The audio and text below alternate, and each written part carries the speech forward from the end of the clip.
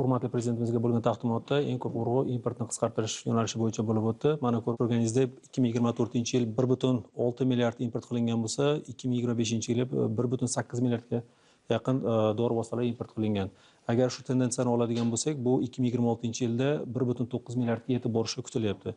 Lekin shu importni qisqartirishda biz oldimizga maqsad qilib olganmiz, buni 1,6 milliardga tushirish 4 yo'nalishda amalga oshiriladi.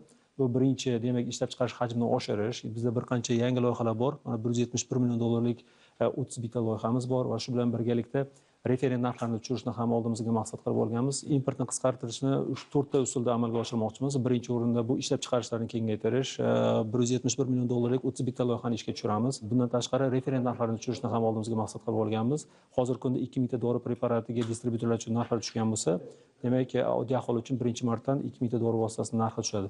Shu bilan birgalikda yangi nizom ishlab chiqilgan va u nizomga ko'ra yana 4 mingta dori vositasi, import qilayotgan dori vositasi narxi tushishi kutilyapti.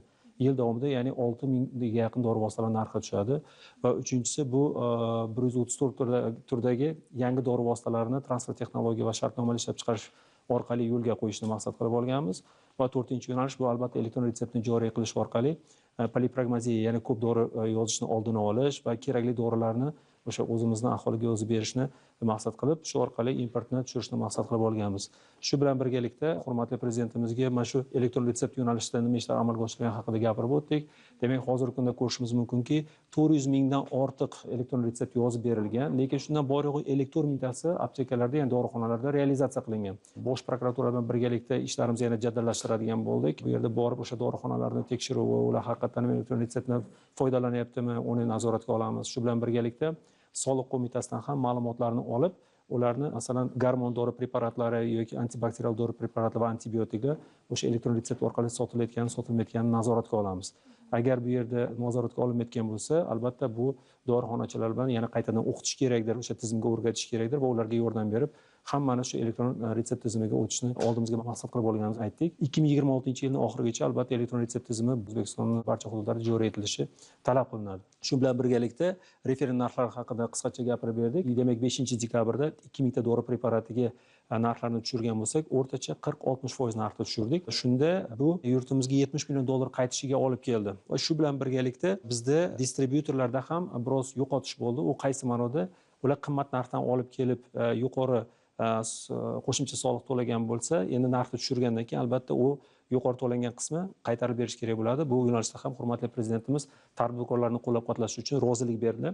20 million dollar o'rtacha mana shu tadbirkorlarga qaytarib beriladigan bo'ldi. Aytib o'tganimdek, mana yana yangi nizomga ko'ra 4 mingta dori vositalarining narxi qaytadan ko'rib chiqiladi va ularni yangi narxlari shu 1-aprelda e'lon qilinadigan bo'ldi. Hurmatli prezidentimiz tadbirkorlar bilan ko'proq uchrashaylik, importyorlarning muammolarini bilaylik, nima uchun shu importyorlar O'zbekistonda ishlab chiqarmaydi, ularga qanday yordam kerak, transfer texnologiyasini kengaytirish va o'zimizni mahalliy tadbirkorlarni ham ko'proq investitsiya kiritish orqali ishlab chiqarishni rivojlantirishga yordam berish bo'yicha bir qancha takliflar aytilib, hozir bizda 1 oy davomida farmatsevtika yo'nalishida yangi qaror vazifasi qo'yildi va bu albatta qaror o'sha investorlarni O'zbekistonga jalb qilish va farmatsevtika sanoatini rivojlantirishga yo'naltirilgan bo'ladi. Hurmatli prezidentimiz hamma masalalarni yechib berdi.